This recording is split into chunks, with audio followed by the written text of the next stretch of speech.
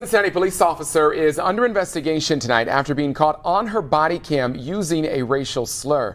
This was aimed at a high school student outside of her police cruiser. Now, this isn't the first time a CPD officer has been accused of using such language, but as Local 12's James Pilcher tells us, it's been difficult to make any suspensions or severe discipline stick. In early April, Cincinnati police officer Rose Valentino was recorded using the N-word, referring to high school students walking by her car. Oh, I hate them so much.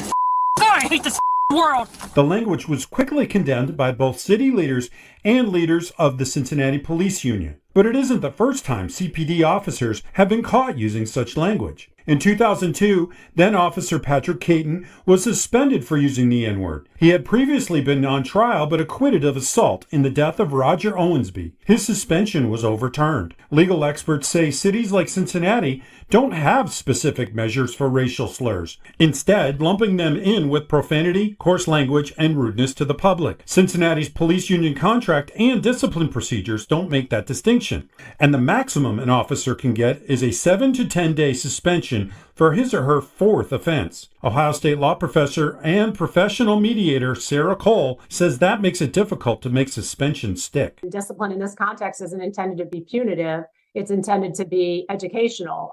It's intended to be progressive, so that if this is the first offense of this officer, it's very hard to justify serious discipline or termination for the use even of a racial epithet. In 2018, two other officers were caught on camera using the N-word. Dante Hill, who is African American, and Dennis Barnett, who is white, were suspended for 7 days. Both were revoked by an independent arbitrator. Hill sued the city for lost wages and a damaged reputation in federal court in a case that is still ongoing after a jury deadlocked last week. Ohio State's Cole says any structural changes will need to come when the city and union negotiate their next contract. But I do think that employers want to discipline more harshly for the use of racially or sexually charged language. And I think that's been true for some time.